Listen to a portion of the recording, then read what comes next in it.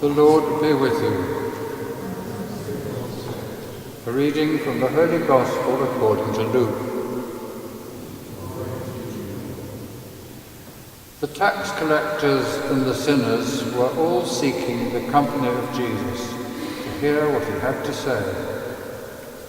And the Pharisees and the scribes complained. "This man," they said, "welcomes sinners and eats with them." So he spoke this parable to them.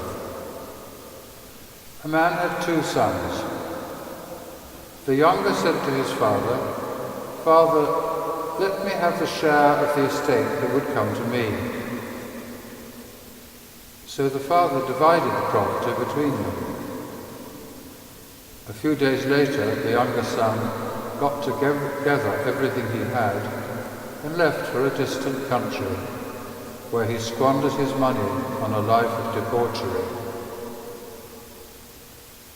When he had spent it all, that country experienced a severe famine, and now he began to feel the pinch. So he hired himself out to one of the local inhabitants, who put him on his farm to feed the pigs. And he would willingly have filled his belly with the husks the pigs were eating, but no one offered him anything. Then he came to his senses and said, "How many of my father's paid servants have more food than they want?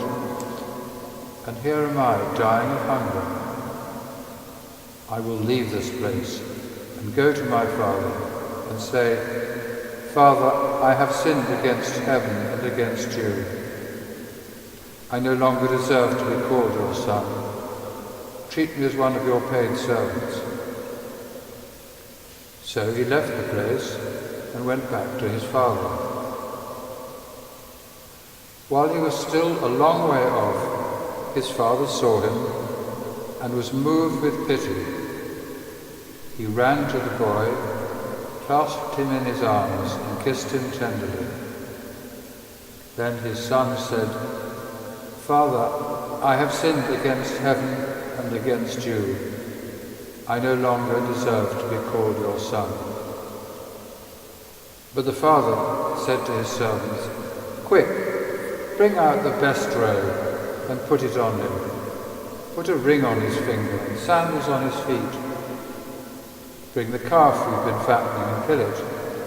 We're going to have a feast, a celebration, because this son of mine was dead and has come back to life. He was lost and is found.' And they began to celebrate. Now the elder son was out in the fields, and on his way back, as he drew near the house, he could hear music and dancing.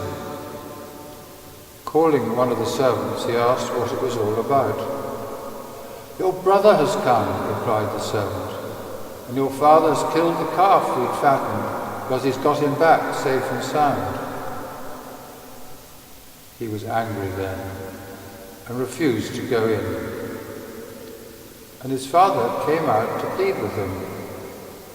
But he answered his father, 'Look, all these years I've slaved for you and never once disobeyed your orders, yet you never offered me so much as a kid for me to celebrate with my friends. But for this son of yours, when he comes back after swallowing up your property, he and his women, you kill the calf we've been fattening.' The father said, 'My son, you are with me always, and all I have is yours. But it's only right that we should celebrate and rejoice, because your brother here was dead and has come to life. He was lost and is found.'" The Gospel of the Lord. You've just heard the story of the return of the prodigal son. In St. Oliver Plunkett's chapel, I have the print of the famous painting painted by Rembrandt, which hangs in the Hermitage Museum in St. Petersburg, Russia. I have it hanging in my room, and it is a constant reminder to me that that is what it is all about, compassion and forgiveness. I call this the story of the return of the restless son, because the son was under the illusion that life was exciting elsewhere. That happens to us from time to time. Right through our lifetime, when we think we've got it all sewn up and worked out, we don't want to be where we are. We want to be somewhere else, because it will be better. So he demands, asks, gets the money from his father, which is his by right. When he became disillusioned, his return is poignantly depicted in Rembrandt's famous painting, The Return of the Prodigal Son. Do go up and have a look at it. One look at that painting says it all. And I want to point out some features on that painting. And you will find by the side of it some printouts. And those features printed on the back. Do take one. Do have a look at it. Do meditate upon it. You will find that the hands of the Father, if you look closely, one is muscular, the other is slender. The muscular one touches the Son. They both touch the Son with muscular and feminine hands. He holds, she caresses, he confirms, she consoles. You'll notice too that the Father's eyes are closed for whatever reason. But he is seeing with his heart. Not just his eyes, but with his heart.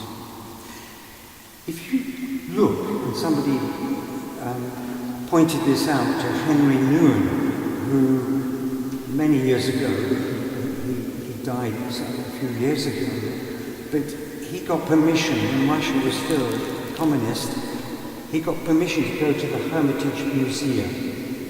And he contemplated the painting for 8 hours, all told.